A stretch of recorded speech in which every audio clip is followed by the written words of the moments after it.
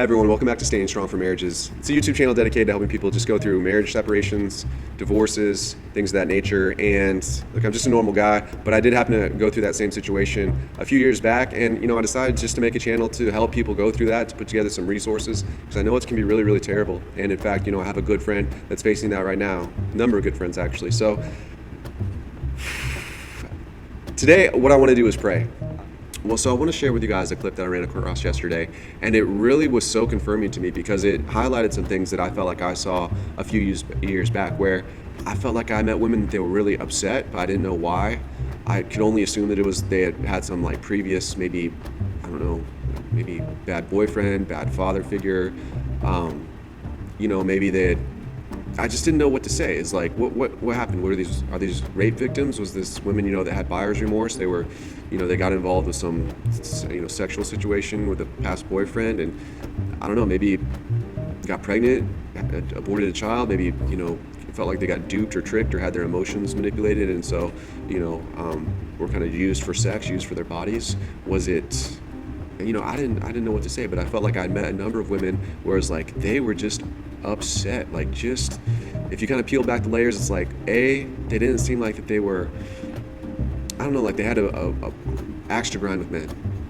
B, it seemed like they did appreciate femininity, of feminine sides of things. They almost loathed that aspect, or they just, I don't know, sometimes I was like, does this person wish that they were just born a man, or like, why the upset?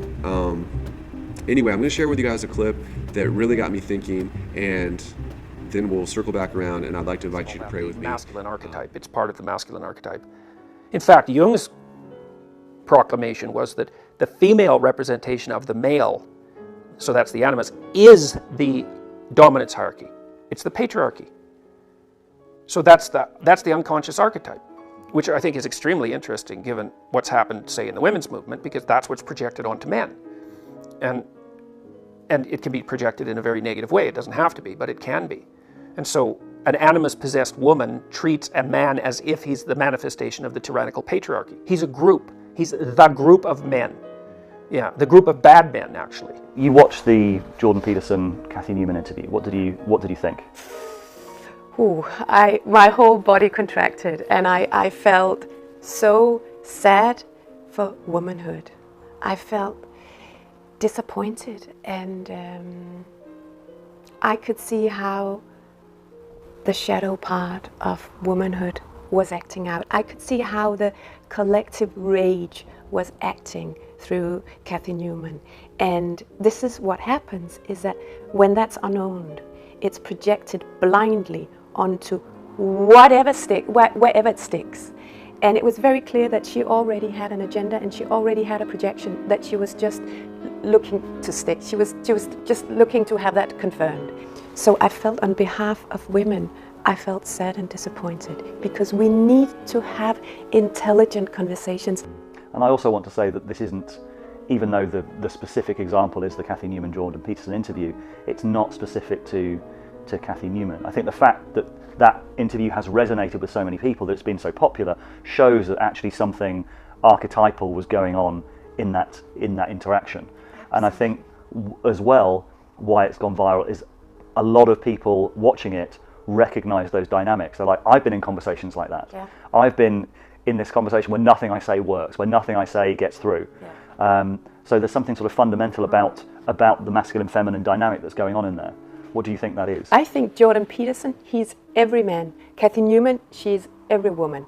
I can tap into that rage like this. I know it in myself. And women that say they don't, they're just denying it, because it is in the collective. So in that sense, it just highlighted what's there. It's wonderful, because here we really get to look at, why is this so important? Why is it so important to listen to a thinker like Jordan Peterson and take it seriously and say, what can we do with it?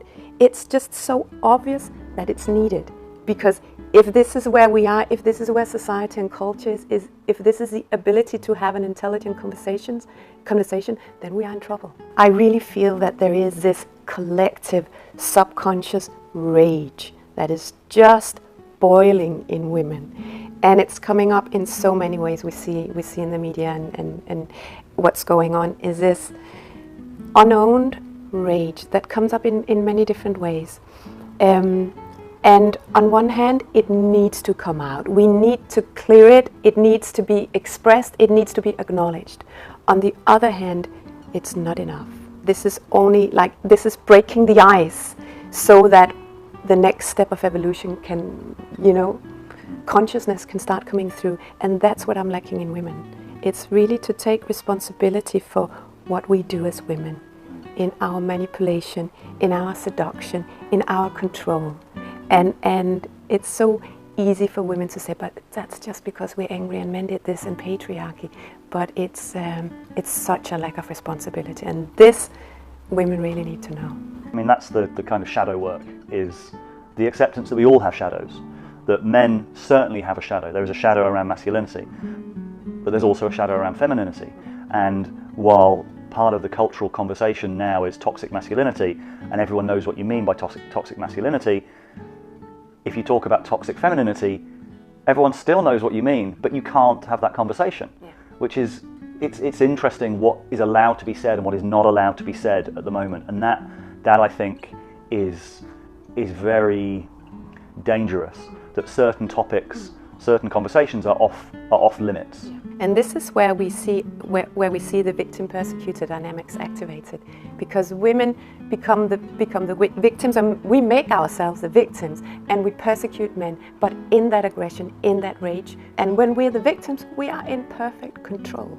We become the persecutors because we say, it's all about blame. Men did this, and men need to take responsibility, but in that we become the persecutors. And it's also very difficult as well, because one imagines that combative attitude is something that has served her well in the past, and it's something that she's maybe felt forced into because of the nature of the society that she's operating in. So it's a kind of catch-22 situation for many successful women, because they feel that they're pushed to be more masculine. Yeah.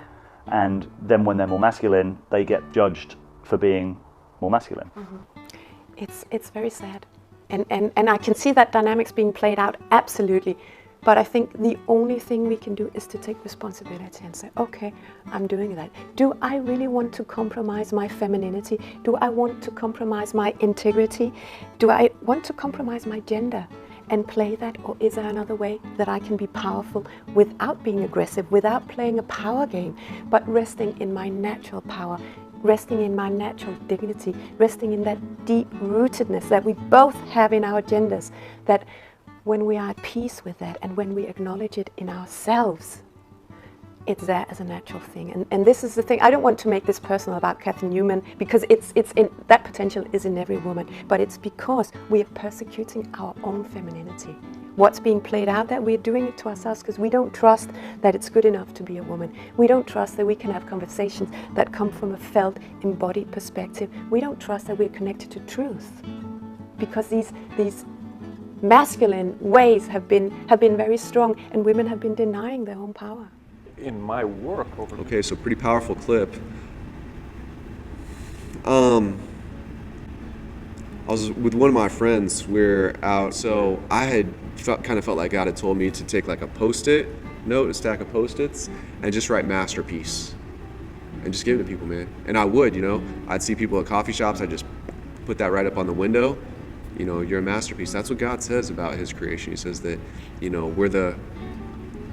it's in Ephesians, but it's like we're the masterpiece of all the things that he's created, that men and women, we're the top, one of the top things, one of the best things.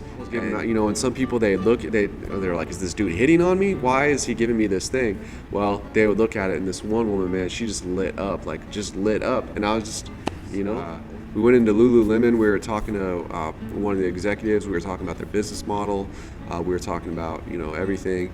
And one of my friends, as we were leaving, she goes to this woman working there. She's like, you know what? I just think that God had just this word for you, and it was that you're enough. You're enough, And this girl she broke down crying, right in the store. This young woman. And that spoke to me, like God is well aware of what women need to hear, and he's speaking to women about these issues. I don't really get it. Honestly, I don't really get it. You saw the same clip, but it resonated with me, And so let's pray. I guess I'll start us off, and since I'm the only one here, and you guys can take it away from there. Well, Father, I'm going to step out of the way. God, I thank you for that story, that experience that I had, what it meant for that woman to hear that she was enough, and it brought her to tears. I thank you that you spoke that word to my friends, and that I was right there to see it all go down. God, I thank you for all our wives, God, for our sisters, for the older women in our lives, for the women we know at our workplaces, God, please speak that word to them, that they are enough, God, that femininity is beautiful. It's amazing. It's wonderful, that it blesses society, that it blesses the heart of God. And no one can pull off femininity like women. I think, God, are there certain aspects of men that, display, the caring, nurturing, kind of typical feminine traits? Yes. But man, no one can do it like women. God, I thank you for the way that you've created men and women in your image. And we're different, man. We display your glory differently. And I don't know why that's come under attack. I don't know how it's come under attack. I'm not a psychologist. I don't spend my days doing counseling, talking with people about issues and crunching numbers and reading. That's not what I do, God. So I don't really understand it. But I have seen it. And like it said in this video, many other people have also seen it. They've had these conversations where it's the gender war. It's, here's a man and he represents the patriarchy, and he's the enemy and he's to be hated. And God, I don't know how many couples are getting married and they have no idea that this is part of the undercurrent of their relationship, that this is the context of our day, that not very many people have put it into words, God. But I was just going back to that story when my friend spoke that word of encouragement, of exhortation, of saying to this young woman, Abby, you're enough. You're enough, man. That's God's message to you today. God, I pray you will continue to speak that to my wife, to the wives of my friends that I have, to American women, to, any woman that needs to hear this, God. I don't know what it's like for women going to work and fighting in the workplace. I don't know where all this rage is coming from that this individual spoke of in the documentary. God, I'm just asking you on behalf of women that I know, women that I love and that I appreciate, and people that I'm going to work with in the future and rub shoulders with, God. If I ever have daughters, God, for them even. I just please pray that your word would speak to these things, and God, you would minister to women in their place of need. And God, you would remove this as a hurdle for many, many couples. And that for us guys, we would help kind of learn to understand what it is, what's going on. Thank you so much, Father. Thank you for this time to come before you, to love women in our sphere and in general, God, because you go so far. You have so much power. You have so much reach. So thank you again.